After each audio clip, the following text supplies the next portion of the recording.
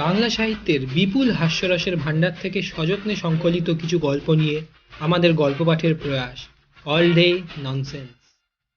নারায়ণ গঙ্গোপাধ্যায় বাংলা সাহিত্যের পাঠকদের জন্য তিনি দিয়ে গেছেন ভিন্ন স্বাদের বিবিধ রচনা, আর যার মুখে ডি লা গ্র্যান্ডি মেফিস্টোফেলিস শুনলেই ইয়াক ইয়াক বলে ওঠে পটলডাঙ্গার তিন মূর্তি, ক্যাবলা, প্যালা এবং হাবুল। তিনি নারায়ণ গঙ্গোপাধ্যায়েরই সৃষ্ট অনবদ্য চরিত্র পটলডাঙ্গার ভজহরি মুখুজ্জে ওরফে টেনিদা। আমাদের আজকের গল্প নারায়ণ গঙ্গোপাধ্যায়ের লেখা টেনিদার গল্প পরের উপকার করিও না। গল্প পাঠে আমাদের সঙ্গে থাকছে অর্পণ, অনিরুদ্ধ, স্বরূপ এবং অয়ন। শুরু হচ্ছে আজকের গল্প পরের উপকার করিও না।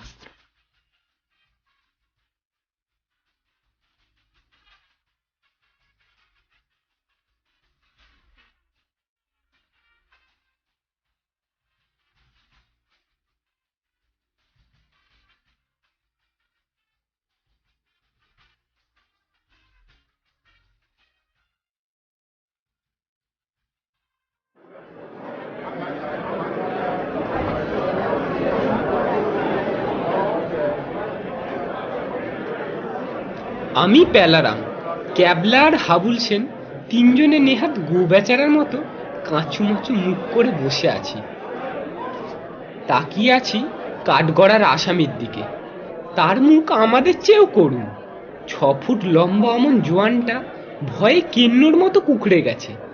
গন্ডারের খাঁড়ার মতো খাঁড়া নাকটাও যেন চেপসে গেছে একটা থ্যাবড়া ব্যাঙের মতো। সাধু ভাষায় যাকে বলে দস্তুর মতো পরিস্থিতি। কে আসামি আর কে হতে পারে? আমাদের পটলডাঙ্গা সেই স্বনামধন্য টেনিদা। গড়ের মাঠের গোড়া ঠেঙানো সেই প্রচণ্ড প্রতাপ এখন একটা চায়ের কাপের মতো ভ্যাবাচ্যাকা হয়ে গেছে।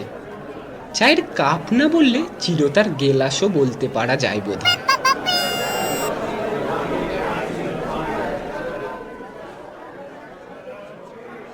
ধর্মাবতার, হুজুর, মাননীয় জজ বাহাদুর। ফরিয়াদি পক্ষের উকিল লাফিয়ে উঠলেন। মনে হলো যেন হাত দশেক ছিটকে উঠলো একটা 20 নম্বরই ফুটবল। গলার আওয়াজ তো নয়, যেন 8-10টা চিনে ফটকা ফাটলো একসঙ্গে। ধর্মাবতার চেয়ারের উপর আঁতকে উঠে পড়তে পড়তে সামলে গেলেন। অমন করে চেঁচাবেন না মশাই, দিলে চমকে যায়। আপনার মক্কেলের নালিশ বলুন তো মশাই। উকিল একটা ঘুষি বাগিয়ে তাকালেন টেনিদার দিকে। একরাশ কালো কালো আলপিনের মতো গোপগুলো তার খাঁড়া হয়ে উঠল। ধর্মাবতার, এই যে কাঠগড়ায় আসামি ভজহরি মুখুজ্জে দাঁড়িয়ে আছে, ও একটা মহা পাষণ্ড। ও যে অন্যায় করেছে তা আমাদের দরখাস্তে বিশদভাবেই লেখা আছে। অবলা জীবের ওপর ভজহরি যে ভীষণ অত্যাচার করেছে তার নিন্দের ভাষা নেই। একটা ছাগল পশু থেকে কাঁচা ঘাস পর্যন্ত হজম করতে পারছে না, আর একটা সমানে বমি করছে, আর একটা 3 দিন ধরে যা পাচ্ছে সামনে তাই খাচ্ছে। ফরিয়াদির একটা ট্যাগ ঘড়ি শুধু চিবিয়ে খেয়ে ফেলেছে। কি হে হলধর, তাই নয়?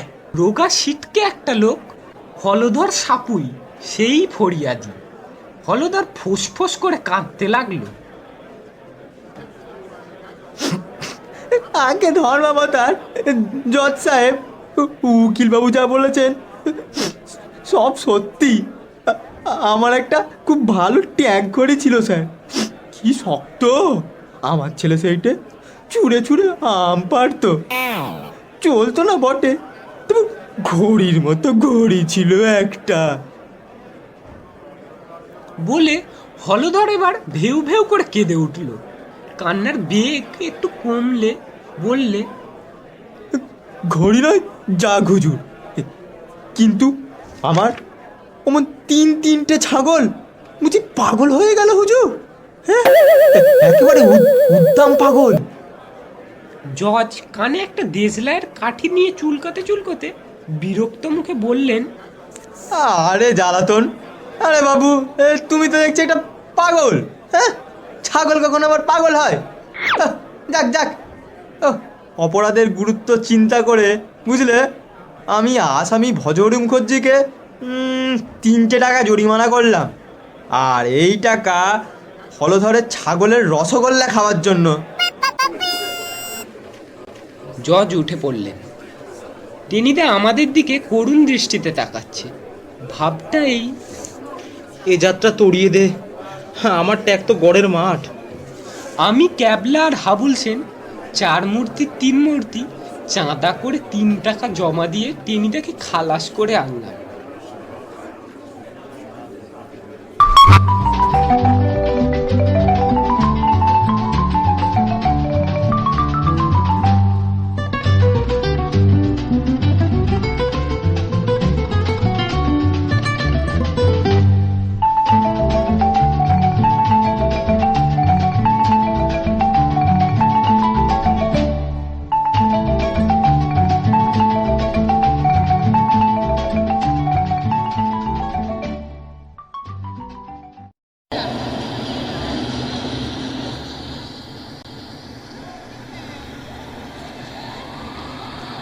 নিঃশব্দে 4 জনে পথ দিয়ে চলে যাচ্ছি।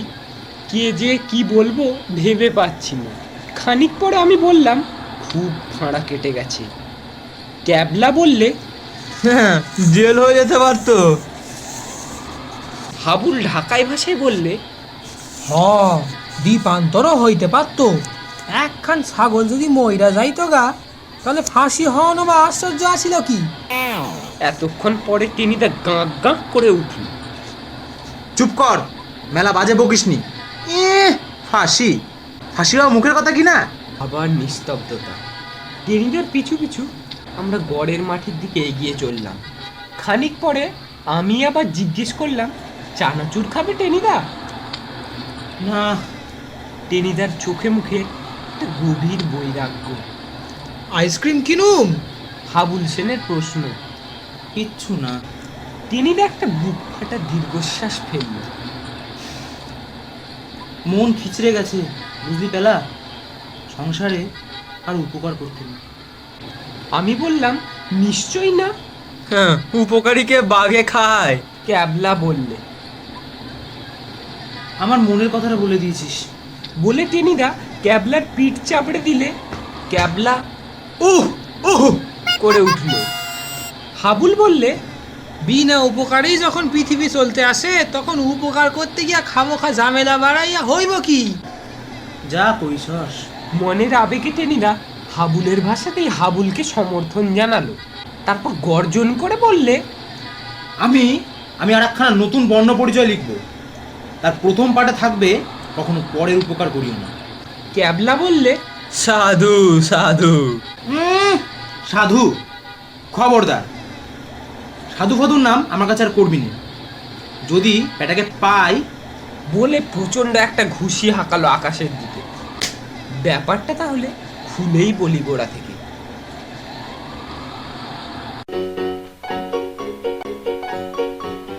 মানুষের অনেক রকম রোগ হয়।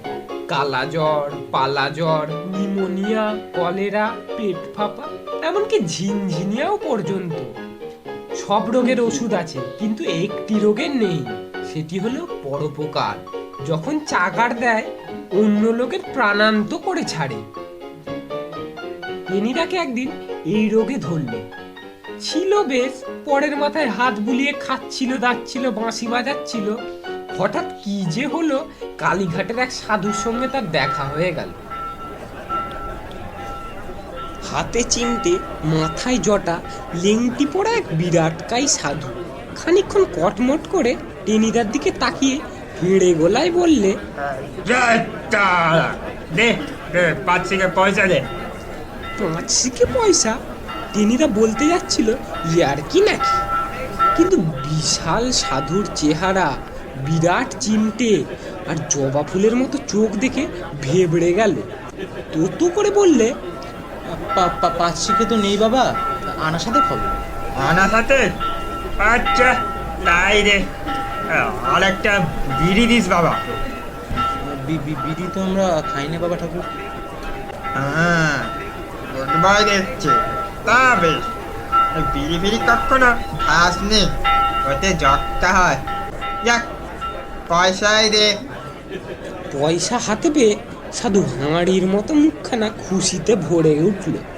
ঝুলি থেকে একটা জবা ফুল বের করে টেনিদার মাথায় দিয়ে বললে, তুই এখানে কেন রে? আগে প্যারা খেতে এসেছিল। সাধু বললে, তা বলছি না। তুই যে মহাপুরুষ রে, তোকে দেখে মনে হচ্ছে পরোপকার করে তুই দেশজোড়া নাম করবি। পরোপকার? টেনিদা একটা ঢোক গিলে বললে, দুনিয়ায় অনেক সৎ কাজ করেছি বাবা। মারামারি, পরের মাথায় হাত বুলিয়ে ভীমনাগের সন্দেশ খাওয়া, স্কুলের সেকেন্ড পণ্ডিতের টিকি কেটে নেওয়া, কিন্তু কখনো তো পরোপকার করিনি। করিসনি মানে? সাধু হেঁড়ে গলায় বললে, তুই তো বড্ড ধীরে তক্কা করিস। এই, আমাকে যে সাধারণ নগদ পয়সা দিলি খেয়াল নেই বুঝি? আমার কথা শোন, সংসার টংসার ছেড়ে সেই ভাবা হয়ে যা। দুনিয়ায় মানুষের অশেষ দুঃখ, সেই দুঃখ দূর করতে আদান খেয়ে লেগে পড় বাবা। আর দেশ সেবা কর, দেখবি 3 দিনে তোর নামে ঢিড়ি পড়ে যাবে। দে দে, তা বিড়ি দে। বললাম যে বাবা ঠাকুর, আমি বিড়ি খাই না। তাও তো বটে। বেশ বেশ, বিড়ি কখনো খাসনি। আর শোন, পরের উপকারে নশ্বর জীবন বিলিয়ে দে। আজ থেকে লেগে যা। জয় তারা, জয় তারা। বলে কান থেকে একটা আধপোড়া বিড়ি নামিয়ে সেটা ধরিয়ে সাধু ভিড়ের মধ্যে অদৃশ্য হয়। টেনিদা খানিকক্ষণ ভ্যাবাচেকা খেয়ে দাঁড়িয়ে রইল। তারপরে কালীঘাটের মা কালীর মহিমাতেই কিনা কে জানে, সাধুর কথাগুলো তার মাথার মধ্যে পাক খেতে লাগলো।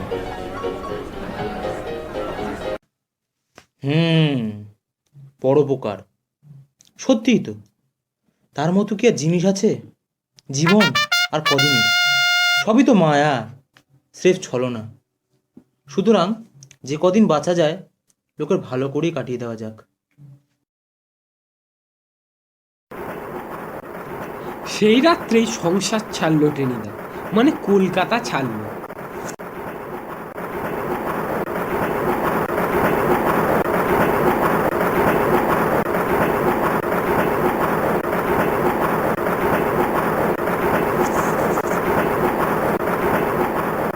গেল দেশে। কলকাতা থেকেই মাইল 10 দূরে ক্যানিং লাইনে বাড়ি।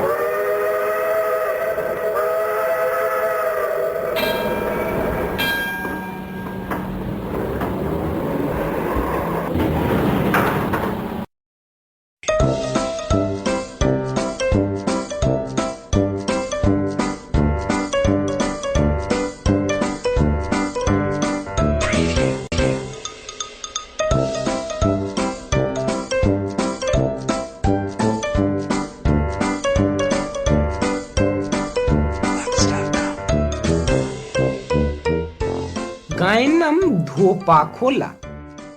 দেশের বাড়িতে দূর সম্পর্কের এক বুড়ি জ্যাঠাইমা থাকেন, কানে খাটো। টেনিদাকে দেখে জিজ্ঞাসা করলেন, এমন অসময়ে দেশে এলি যে? জেঠিমা, পরোপকার করব। কি পুরি খেতে এসেছিস? পুরি পুরি এখানে কোথায় বাবা? পোড়া দেশে কি আর ময়দা ফয়দা কিছু আছে? ইংরেজ রাজত্বে আর বেঁচে সুখ নেই। ইংরেজ রাজত্ব কোথায় জেঠিমা? এখন তো আমরা স্বাধীন, মানে টেনিদা বাংলা করে বুঝিয়ে দিলে। ইন্ডিপেন্ডেন্ট। Coat pant? জেঠিমা বললেন, ছি ছি বাবা, আমি বিধবা মানুষ, কোট প্যান্ট পরবো কেন? থান পরি। দূর তোর, মহাজ্বালা হলো। আমি বলছিলাম, দেশে রোগ বালাই কিছু আছে? মালাই? মালাই খাবি? দুধই পাওয়া যায় না, গো মরকের সব গরু উচ্ছন্ন হয়ে গেছে। উফ! কানে হাত দিয়ে টেনিদা বাড়ি থেকে বেরিয়ে গেল।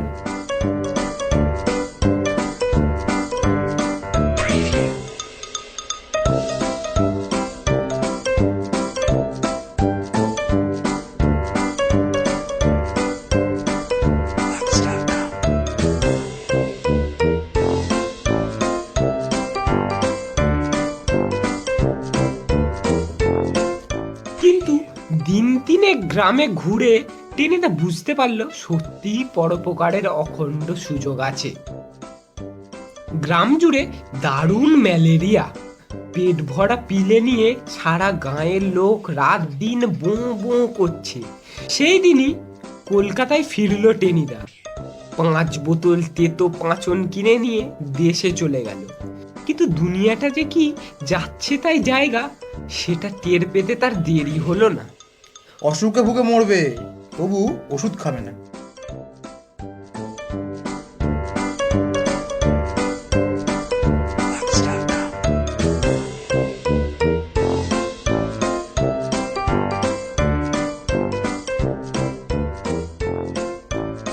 একটা জাম গাছের নিচে বসে ঝিমুচ্ছিলেন গজানন সাঁতরা। সন্দেহ কি, নির্ঘাত ম্যালেরিয়া। টেনিদা গজাননের দিকে এগিয়ে এলো। তারপর গজানন ব্যাপারটা বুঝতে না পেরে একেবারে টাঁফো করে উঠবার আগেই টেনিদা আর তার মুখে 8 বোতল জড়ারি পাঁচন ঢেলে দিল। যেমন বিচ্ছিরি তেমনি তেতো। আসলে গজাননের জ্বর ভর কিছু হয়নি, খেয়েছিল খানিকটা তারই। যেমন পাঁচন মুখে পড়া, নেশা ছুটে গিয়ে তড়াক করে লাফিয়ে উঠল। তারপর সোজা মার মার শব্দে টেনিদাকে তাড়া করলো। কিন্তু ধরতে পারবে কেন? লম্বা লম্বা ঠ্যাং ফেলে টেনিদা ততক্ষণে পগার পার। কি সাংঘাতিক লোক এই গজানন! পরোপকার বুঝলো না টেনিদার মধ্যে আজ মহাপুরুষ জেগেছে। তবু হাল ছাড়লে চলবে না। পরের ভালো করতে গেলে অমন কিছু না কিছু হয়ই। মনকে সান্ত্বনা দিয়ে টেনিদা স্বগতোক্তি করলে, এই দেখো না বিদ্যাসাগর মশাই।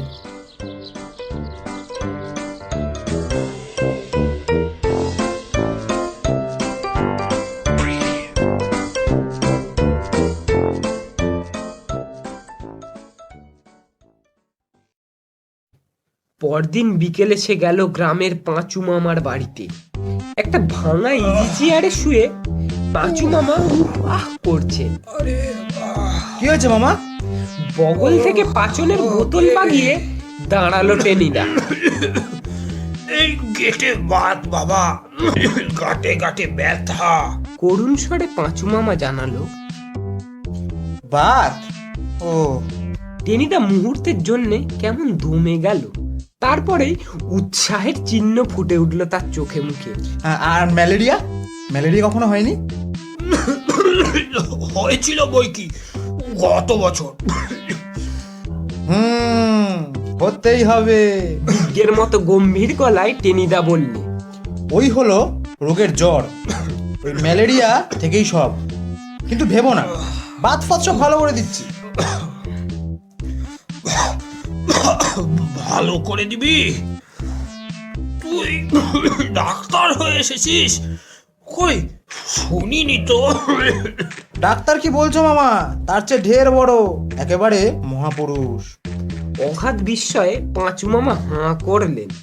টেনিদার দিকেই মুখ করেছিলেন। কাজেই হাঁ করার সঙ্গে সঙ্গেই আর কথা নয়, জড়ারি পাঁচন চলে গেল মামার গলার মধ্যে।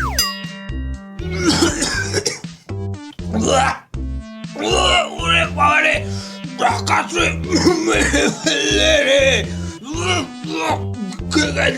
গেছি রে। পাঁচু মামা হাহাকার করে উঠলেন। টেনিদা ততক্ষণে বাড়ির চৌহদ্দির বাইরে শুনতে পেল ভেতর থেকে মামা অশ্রাব্য ভাষায় তাকে গাল দিচ্ছে। তাতে কিছু আসে যায় না, পরোপকার তো হয়েছে, এর দাম মামা বুঝবে যথাসময়ে। তৃপ্তির হাসি নিয়ে টেনুদের পথ চলল।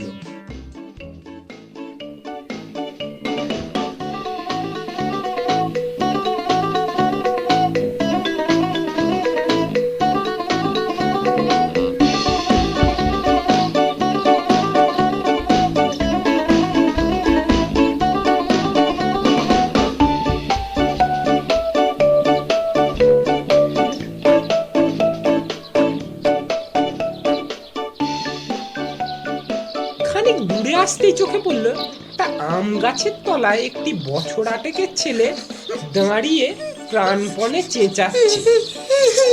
এই এই কি নাম তোর? ছেলেটা ফোঁপাতে ফোঁপাতে বললে, লাড্ডু। লাড্ডু? তা অমন করে কাঁদছিস কেন? চোখের জলে যে হালুয়া হয়ে যাবি, আর লাড্ডু থাকবি না। কি হয়েছে তোর? বড়দা ছাতি মেরেছে। কেন, তোকে তবলা হয়েছিল বুঝি?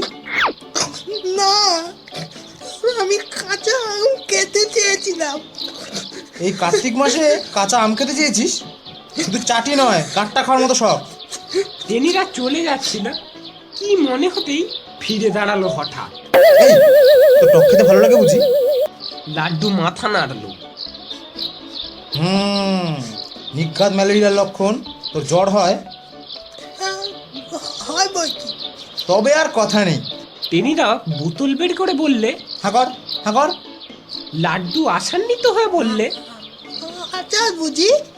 আচার বলে আচার, দুরাচার, কদাচার, সদাচার, সকলের সেরা এই আচার। হাঁকর হাঁকর ঝটপট। লাড্ডু হাঁ করলো। তারপরের ঘটনা খুব সংক্ষিপ্ত। বাপরে, মা রে, বদ্দা রে। বলে লাড্ডু চেঁচিয়ে উঠল। টেনিদা দ্রুত পা চালালো, পিঠের ওপর একটা ঢিল পড়ে বাপরে বাপ। চমকে উঠলো টেনিদা। লাড্ডু ঢিল চালাচ্ছে, অতএব পলায়তি এবং প্রাণপণে। লাড্ডু বাচ্চা হলেও ঢিলে বেশ জোর আরে আসছে। শালারে মেরে ফেললো রে। এর তাকো তার ফসকায় না, কিন্তু আর চলে না। গ্রামের লোক ক্ষেপে উঠেছে। বাড়ির ত্রিসীমায় দেখলে হই হই করে ওঠে। রাস্তায় দেখলে তেড়ে আসে। তাকে দেখলে ছেলেপুলে পালাতে পথ পায় না।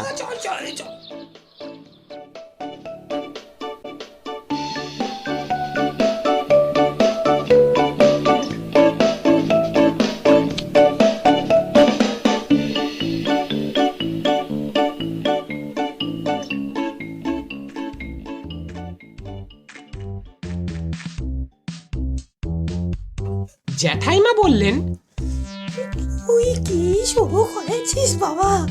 লোকে যে তোকে ঠ্যাঙাবার ফোন দিয়ে আসছে। টেনিদা গম্ভীর হয়ে রইল। পরে বললে, পরের জন্য আমি প্রাণ দেবো জেঠিমা। কি বললি? ঘরের লোকের কান কেটে নিবি? কি সর্বনাশ! ওগো, আমার টেনু কি পাগল হয়ে গেল গো।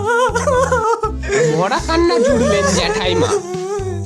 উদাস ব্যতীত মনে পথে বেরিয়ে পড়ল টেনিদা। কি অকৃতজ্ঞ নরাধম দেশ! এই দেশের উপকারের জন্য সে মরিয়া হয়ে ঘুরে বেড়াচ্ছে, অথচ কেউ বুঝছে না তার কদর। ছি ছি, এই জন্যেই দেশ আজ পরাধীন, থুড়ি থুড়ি স্বাধীন। কিন্তু কি করা যায়, কিভাবে মানুষগুলোর উপকার করা যায়? টেনিদা শূন্য মনে একটা গাছতলায় এসে বসলো।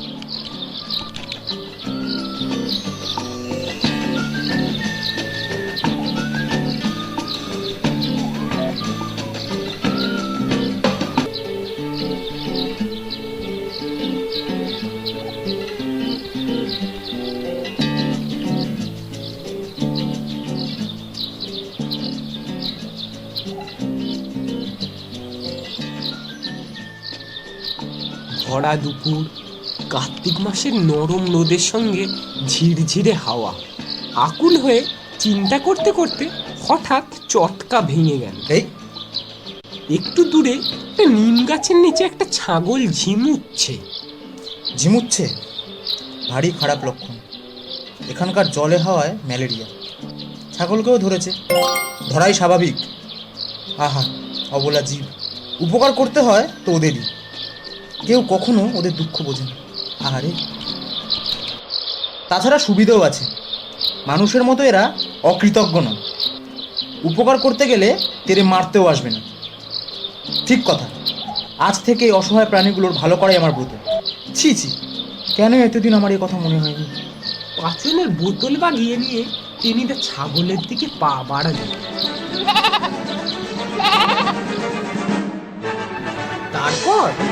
তারপরের গল্প তো আগেই বলে দিয়েছি।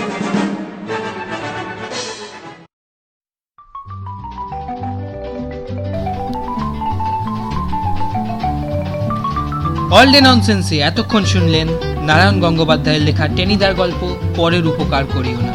গল্প পাঠে আমাদের সঙ্গে ছিল টেনিদার ভূমিকায় অনিরুদ্ধ, পেলার ভূমিকায় ও গল্পের পাঠক অয়ন, হলধর, জজ, ক্যাবলা ও সাধু বাবার ভূমিকায় অর্পণ।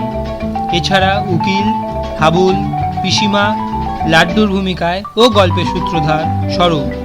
শুনতে থাকুন অল ডে ননসেন্স।